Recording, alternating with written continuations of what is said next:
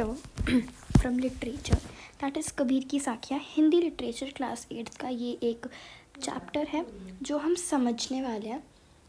So let's get started.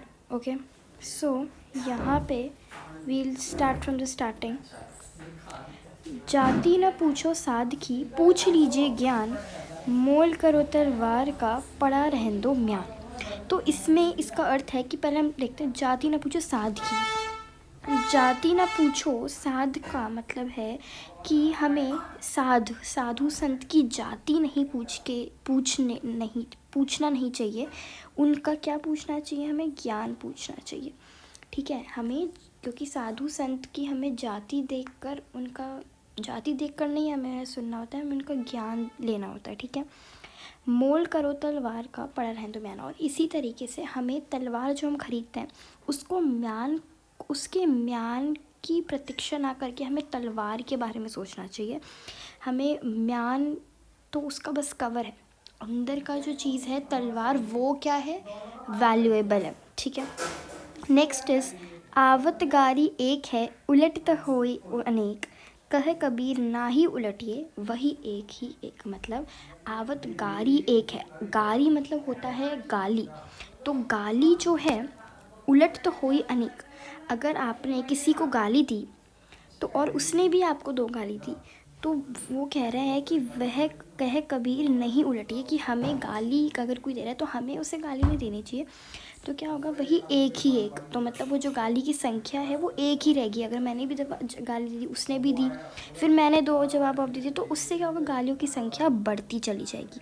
ठीक है, next is माला तो कर में फिरे, जी भी फिरे मुख माई. मतलब माला जो है ना वो सब फिरते हैं भगवान के लिए. क्या होता है? जुबान पे उनके माला का मतलब भगवान का नाम होता है, माला फिरते हैं. जी भी फिरे मुख माई, जीभ से अपने मतलब वो भगवान का नाम फिरते हैं.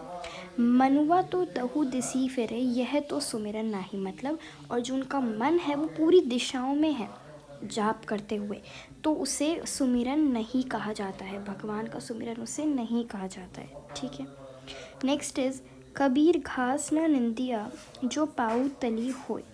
मतलब कबीर कहता है कि घास की हमें निंदा नहीं करनी चाहिए. निंदा मतलब उसको कुछ मतलब निंदा इन द सेंस कि आपने निंदा के रूप में जैसे आपने बोल दिया कि ये तो पैरों के नीचे आती है. घास के बारे में कुछ उल्टा सीधा भी नहीं बोलना चाहिए, क्योंकि जो हमारे पाँव के नीचे आती है.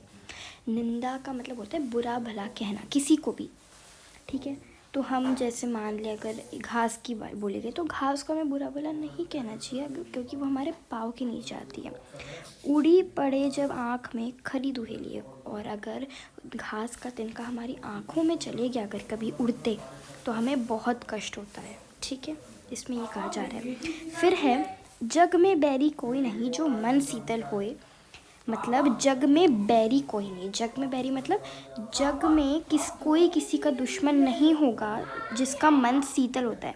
मतलब जो जग में अगर कोई इंसान है उसका कोई एक दुश्मन नहीं होगा अगर उसका मन अच्छा है या आपा को डारी दे दया करे सब कोई. मतलब अगर आपने अपने आप को अपने मन को शांत कर लिया, क्रोध से बचा लिया या शांत रहने का प्रयास कर लिया तो आपका कोई दुश्मन नहीं बनेगा. सब आपके लिए अच्छा ही सोचेंगे. इस पाठ में अभी इस वाले साखी में यह कहा जा रहा है. तो यही है हमारा chapter. It was a very short chapter, very easy to understand. Language is different, that's the point. आपको वो पता होना चाहिए. ठीक है, that's a chapter. Thank you so much for watching. Please subscribe to my channel and yeah bye bye.